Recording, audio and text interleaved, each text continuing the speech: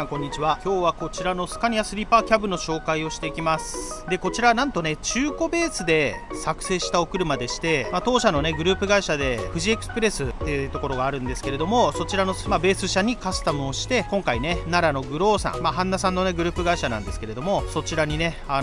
納車ということになりました。普通セノプロっていうとね、見ていただくと分かる通り、新車ベースでスカニア加工することが多いんですけど、こちらに関してはですね、良質な中古車がございましたので、中古ベースで仮装したというところで、実際その中古車なのにどんぐらい綺麗になるの、どんぐらいかっこよくなるのっていうのをね、皆さんに情報共有させていただければなと思います。はい。で、カスタムポイントは、このアンドンですね、グローって今ね書いてありますけど、これ夜広く光るようになってましてね、バックライトついてますんで光ります。で、そこの横に作業灯と、あとはバイザーに埋め込みの LED がついております。フロント3つ増ししてます。このエンブレムの横も作業灯で、あとはリップスポイラー取り付けしまして、そのリップスポイラーにもイルミネーションというかアクセサリー灯をつけてるということで、顔面はよくある新車と同じカスタムになっております。あと塗り分けに関しましては、グローさんはもともと白色基調のお車が多いんですけど、この車に関してはデモ車の意味合いがありますので、ダークブルーっていうんですかね、そういったブルーにしてまして、そこにピアノブラックとアクセントカラーで黄色を入れてると。で、そのアクセントカラーの黄色もグラデーションでね、真ん中にかけてはパープルになっていくと。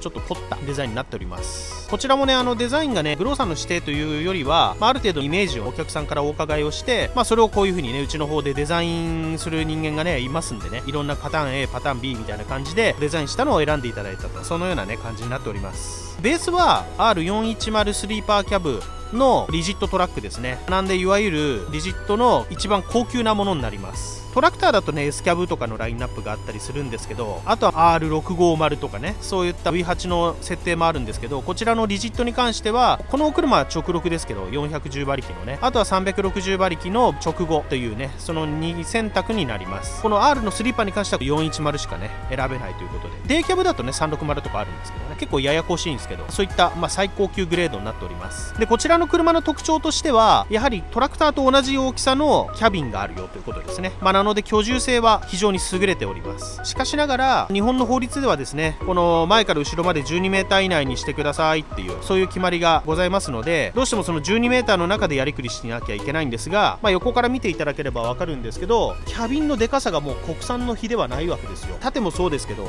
横幅もね、もう国産より幅が広いんです。なのでどうしても荷室のスペースが国産で言われているところの9600っていうのより25センチ小さくなります。なのでね、そこら辺がね、どうしても運送会社さんでは懸念する会社さんもあるわけですよ。しかしながら、ドライウィングで 9.35 であれば11パレット16枚は乗ると、いうことで、ケースバイケースですけれども、スリーパーキャブをご用命されるお客様も非常に多いです。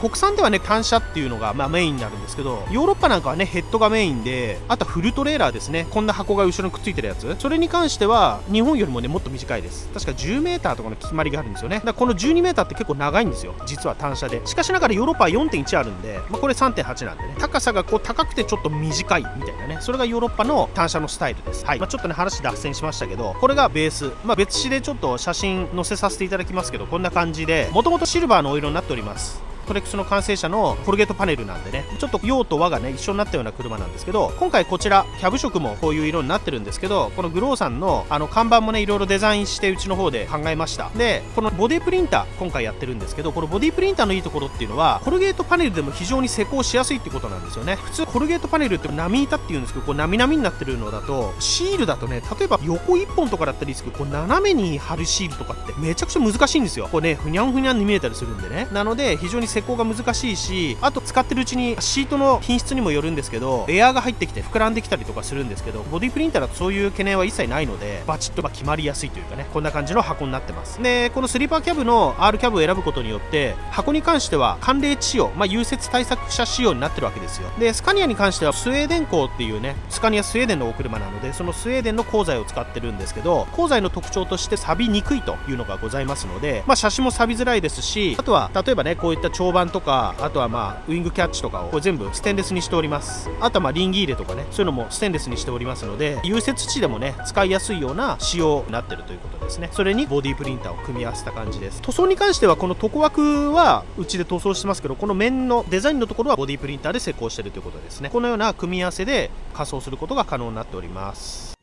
で、細かいカスタムポイントに関しましては、横側は、このホイールですね、クライメートのブラックウルフっていうね、ホイールを付けさせていただいてまして、で、それと同時に、この東洋のね、385-55-22.5 っていうタイヤ、極太タイヤ入れてます。そうすることによってね、つらい位置になるので、見た目が非常にかっこいいです。これもね、見比べなければ別になんてことはないんですけど、例えばね、今、スカニアそこ止まってますけどね、見ていただければね、ちょっとわかると思うんですけど、ここに入り込んでるわけですよ。しかしながら、グローさんのはもっこりしてるでしょ。こういう見た目のポイントで385のタイヤ入れてるよっていうことです。で、横に関しては通常のね、3段のサイドガードついてたんですけど、こちらはタクラーセ3段に変えております。スカニアの場合はですね、4段サイドガードもお客さん選んでいただくことあるんですけれども、シンプルに3段っていうのも選択していただくことが可能となっております。そこにこのワズのね、昔からあるワズマーカーを装着しているということです。で、こちらがバッテリーケース。で、バッテリーに関してもね、ちゃんと開くようにね、加工しております。ここカチャッとこうね、開けるようになってます。で、燃料タンクに関しては、こちら300、200、500ですね。で、燃費もね、非常に優れておりまして、私も実はね、富士トランスポートで乗らせていただいたことがあるんですけれども、その時でもアベレージの燃費で5以上いってたんでね、500タンクあっても普通の国産の600よりおそらく乗れちゃうんじゃないかなと思います。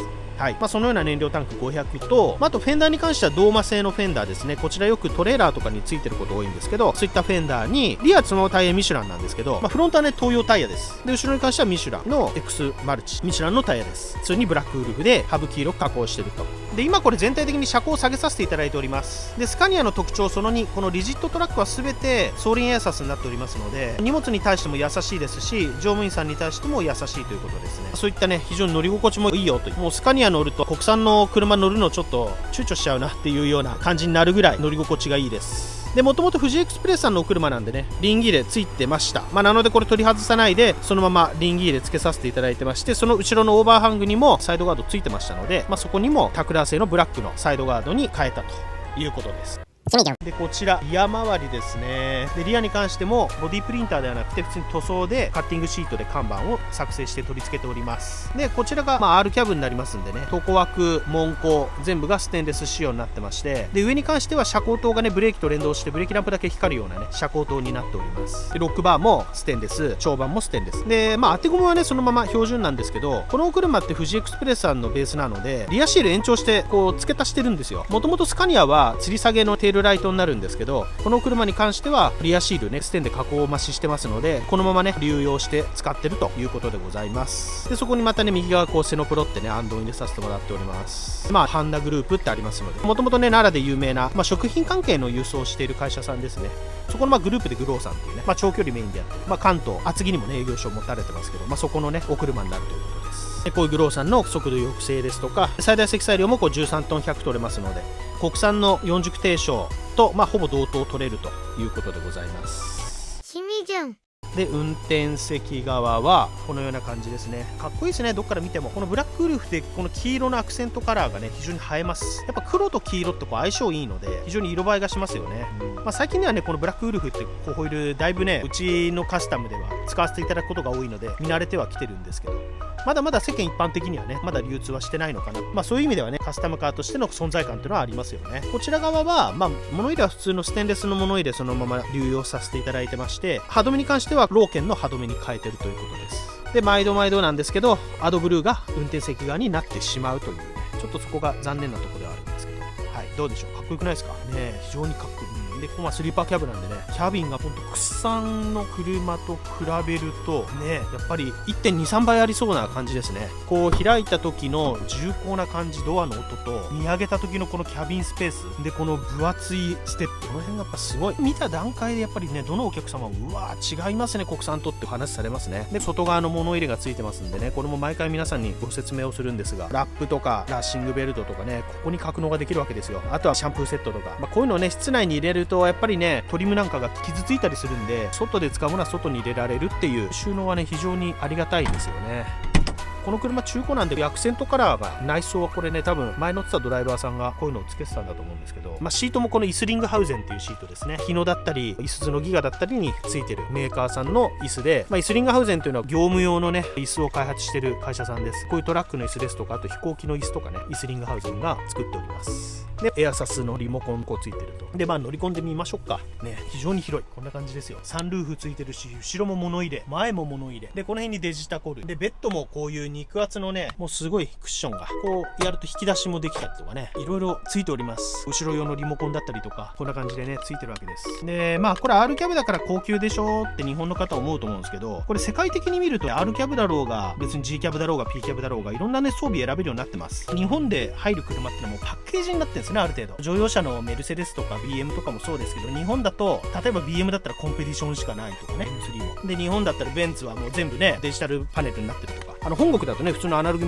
メーターみたいなのがあったりするわけですよ、今のこうデジタルのやつでも。っていうように日本に入ってくるのはもうその装備になってるっていう感じになってます、この方は。なので最高装備ですね。革のハンドルだったりとか、こういったところもソフトパッドになってたりとか、あとはこうね冷蔵庫装着されてたりとか、あとメーターもね2種類ぐらいあって、本国だともうちょっとしょぼいのになるんですけど、日本のはねある程度かっこいいメーターになってます。ちょっとねエンジン始動してみましょうか。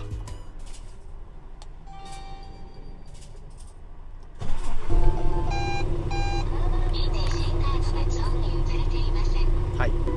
ね、こんな感じです。この車走行距離が32万キロということで、令和3年車で32万キロですので、年間12、3万キロ走ってたような計算ですかね。なんで月1万キロぐらい走ってたようなお車ですね。でも状態綺麗じゃないですかね。こんな感じの上質な中古車っていうことで、ちょっと降りてみましょう。しみじゅん。はい、皆さんいかがだったでしょうか。中古のスカニアベースでカスタムしましたっていうね、そんな動画なわけですけれども、実はまた1台別に大山環境さんっていう兵庫県のね加古川のお客様にもこの中古ベースを納めさせていただいたんですけど、実はねもう1台あるんですよね。富士エクスプレスで使ってた車が。なので例えばそういった車をベースにするとこういうカスタムがねできますよと。やはりね国産もスカニアもそうですけど、最近ではね非常に車両価格が上がってまして、もう新車もね例えば輸入車でベンツポルシェとかっていうのは買うとね年々 10% ぐらい上がってるわけですよ。だから例えばポルシェとかだったら1400万だったのが1600万だったりしてるんですよね。それと同じように例えばトラックも三菱ふそうだったら100万200万とか上がってってるわけですよ、どんどん。それに伴ってやっぱ新車が上がるんで、どうしても中古のね方がいいんじゃないってなるわけですよね。そんな時に登場するのがこういうお車で、当然ね新車よりだいぶ安く購入することができるわけですよね、ベースが。でカスタムにお金をその分かけれるというので、